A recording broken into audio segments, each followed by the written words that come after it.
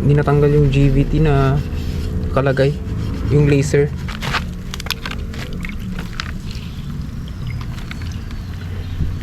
Yun, nagpubula na. At ayan mga pus, nakabili na tayo ng liquid soda. Tapos ngayon, tatry na natin dito sa CNC na heat guard ng ating GVT V3. Bili ko pala dito is 79 pesos sa DIY. Sana nga matanggal niya yung kulay at sana hindi matanggal tong kanyang lasered na GVT performance exhaust.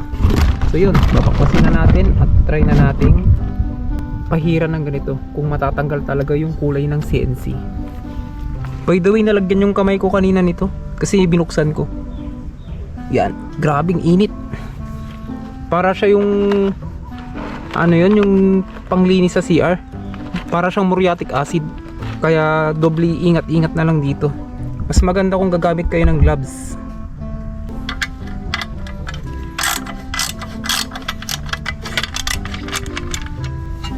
At yan, natanggalan natin. Tara na doon. At ito mga pus, ito yung kanyang heat guard na kulay blue. CNC to. Sana hindi matanggal tong print niya talaga. Okay lang kahit matanggal siya. Tapos wala tayong magandang lalagyan, kaya yan na lang. Sabi ng barkada ko, dapat nakababad siya ng full. Pero try nating pahiran na ganyan kung matatanggal. Tubig yan. So yun, papahiran na natin. Lapot siya, oh.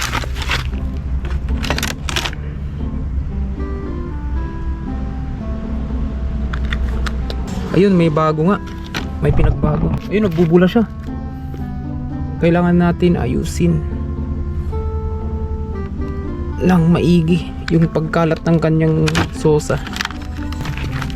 Kung nakikita nyo, medyo nagtatanggal na yung kanyang kulay. At yun, hindi natanggal yung kanyang GVT. Sana. Baho, sakit sa tenga. Ay, sakit sa tenga. Sakit sa ilong.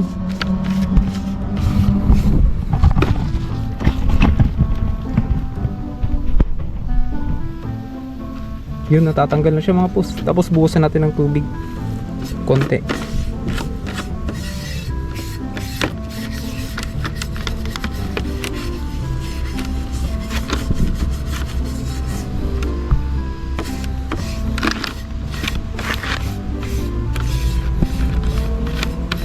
Mamaya konti pala.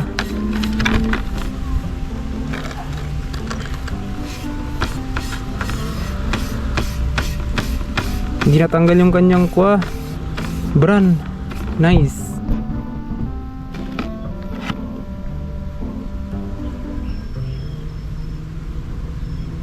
Tapang pala nito, liquid sosa. Ito yung mga DIY tips. Ngayon ko lang ginawa kasi ngayon lang naman ako may ganito. CNC. Ang tapang sa ilong. Gamit kayo ng mask kung magta-try kayo mag ganito.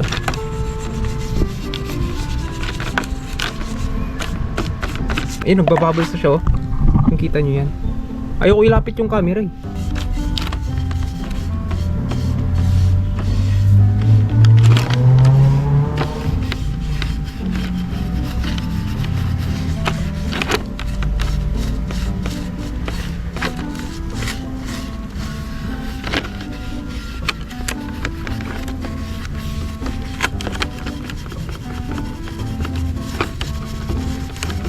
Ibig sabihin sa mga CNC na mugs, pwede to gawin. Basta CNC siya.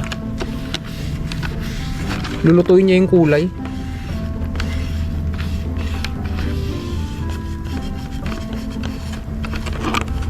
Yan, nagbabubbles na siya. Hindi natanggal yung GVT na kalagay. Yung laser. Tapos kukuha tayo ng tubig.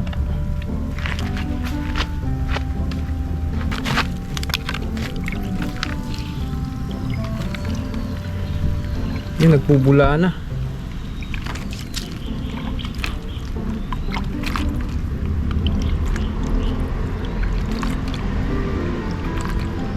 Yun, silver na siya mga pus. Legit, pwede nga.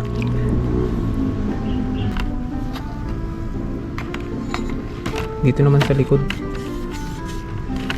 Hindi ko alam kung pwede yung tubig. Ay, hindi pwede.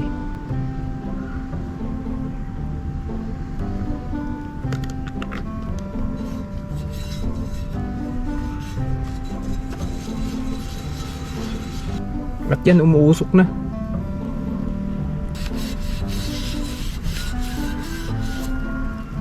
Liquid sauce lang ang baon. Mahapdi siya sa kamay mga pusa, kaya doble ingat.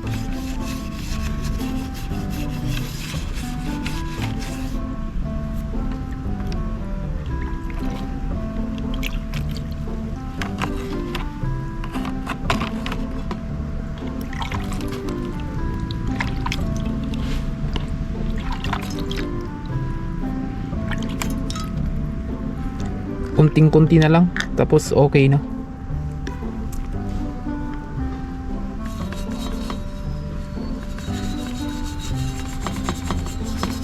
Last. Tapos all goods na tayo.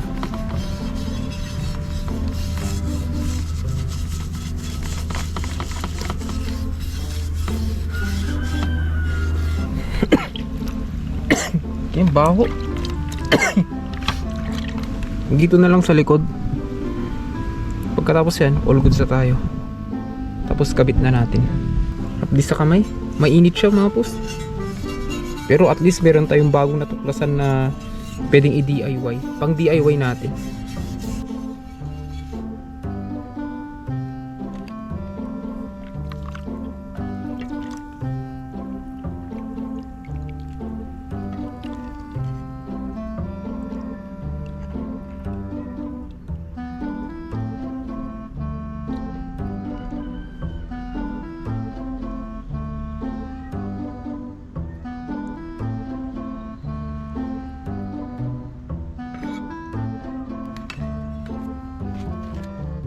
At yan, yung outcome niya mga pus. Pero kabit na natin.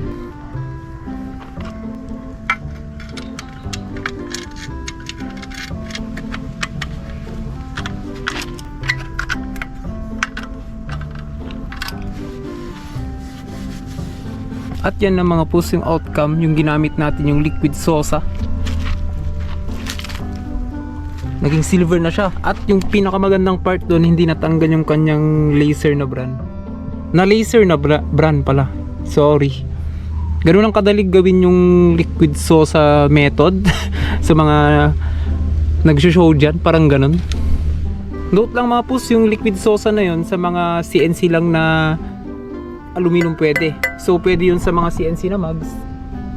Hindi naman tayo naka-mags. Mga bolts, yung mga ganyan, pwede yan dun. At doble ingat na lang at huwag masyadong tatagalan kasi parang nasusunog yung kanyang yung mga ganyan degree. Siguro kung pahid nyo tapos nagbubbles, linisan nyo na kaagad. Maggaganyan siya. Nasobran natin eh.